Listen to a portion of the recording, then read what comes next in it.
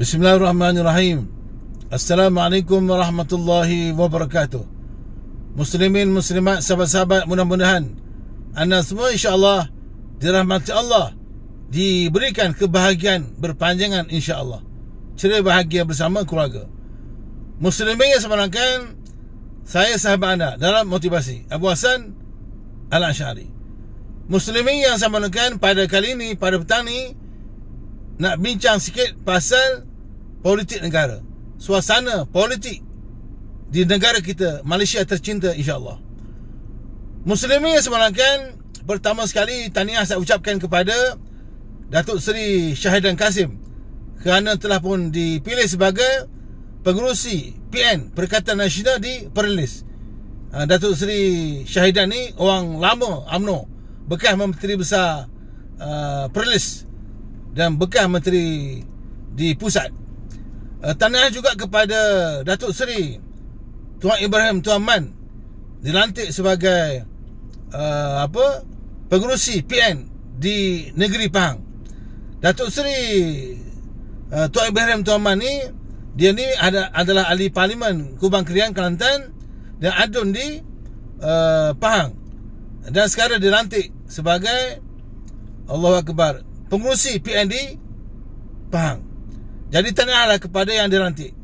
Cuma persoalannya, tak adakah orang muda yang lebih bersemangat, bertenaga, berwibawa?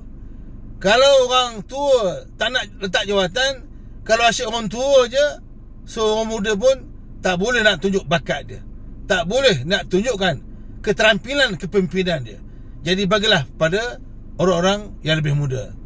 Dah, kalau pegawai kerajaan ni tak nak pencen, tak nak berhenti, maka peluang anak-anak kita yang graduan, yang baru grad daripada universiti ni nak kerja payah. Sebab yang tua-tua tak nak berhenti, tak nak pencen, nak sambung sampai 70 tahun, 80 tahun. Jadi sejak dulu lagi negara kita ni, ramai orang pemimpin tak nak bersara, tak nak berhenti. Dah kaya-kaya dah mewah dah, tapi masih lagi nak pegang jawatan. Nak pergi ziarah melawat kawasan pun tak larat dah. Sebab apa? Banyak penyakit, diabetes, darah tinggi dan seumpamanya.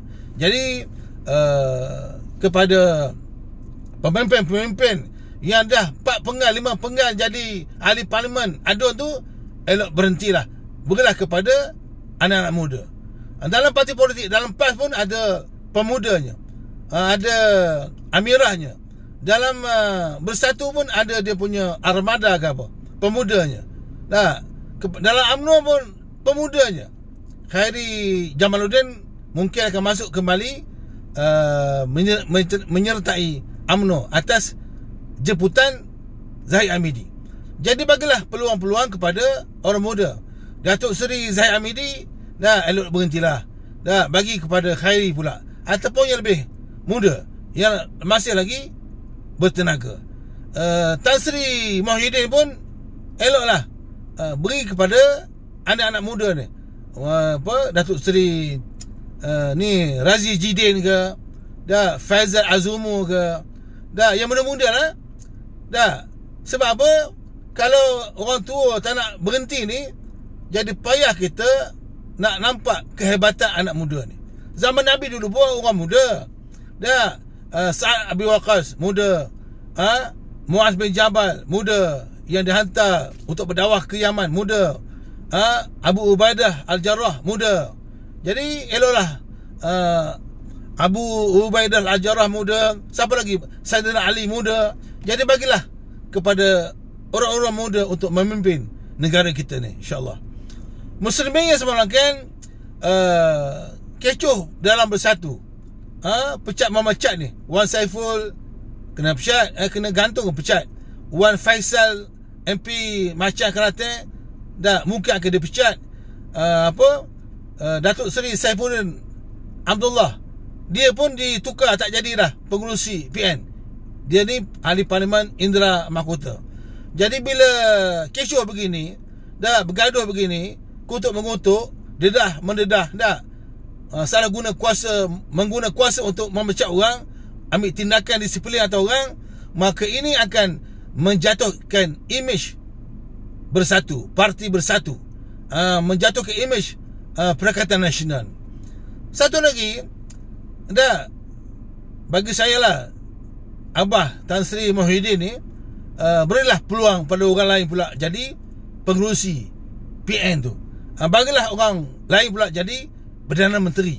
Sebab dalam PAS pun ramai tokoh-tokoh yang boleh jadi PM ni. Allahu Akbar. Dr. Samsuri daripada Terengganu, MB Terengganu boleh jadi PM. Datuk Seri Sanusi MB Kedah boleh jadi PM.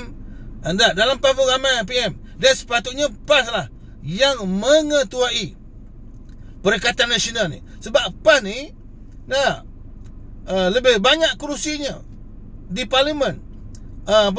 Sepatutnya yang jadi ketua pembangkang ni PAS. Sebab PAS lebih banyak kerusi di Parlimen, tapi diserahkan kepada Datuk Seri Hamzah Zainuddin. Jadi satu lagi yang saya macam tak puas hati lah sikit. Mengapa pula Parti Gerakan, Presiden Gerakan ni dilantik sebagai pengerusi Perikatan Nasional di Pulau Pinang, di Penang. Memanglah Penang ni ramai Cina. Tetapi yang walaupun ramai Cina di Penang ni, Parti Gerakan tak ada kerusi pun. Bagaimana parti yang tak ada kerusi dilantik sebagai pengerusi Perikatan Nasional?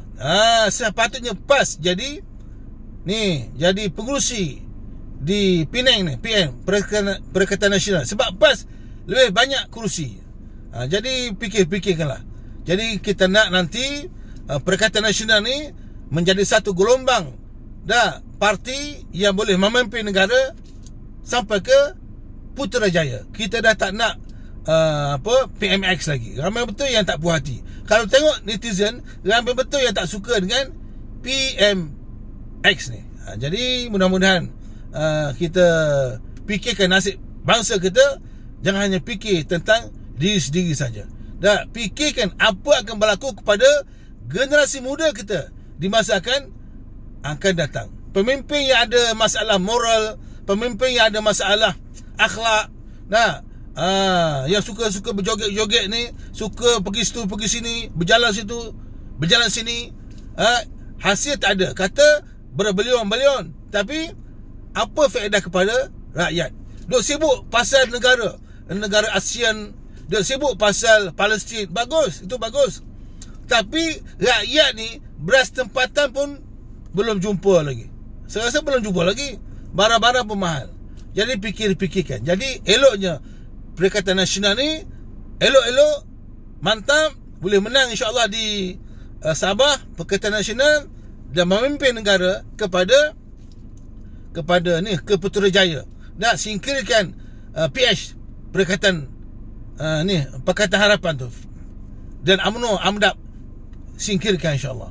Muslimin yang sebenarnya terbaru pemimpin DAP, dia buat hal, dia mau gaduh dengan wartawan. Orang tanya, dia marah pula. Mesti tanya in English. You must speak in English. Kalau you always speak in Malay, so tuaris, pelancong-pelancong ni tak suka datang ke Malaysia ni. Ini Malaysia, kita kena daulatkan bahasa kita, bahasa Melayu kita insya-Allah. Ini tanah Melayu. Muslimin yang sebenarnya. Jadi itu saja yang kita boleh bincangkan sekadar yang mampu. Follow saya di TikTok Ustaz Bosan. Ila liqa. Assalamualaikum. Bye.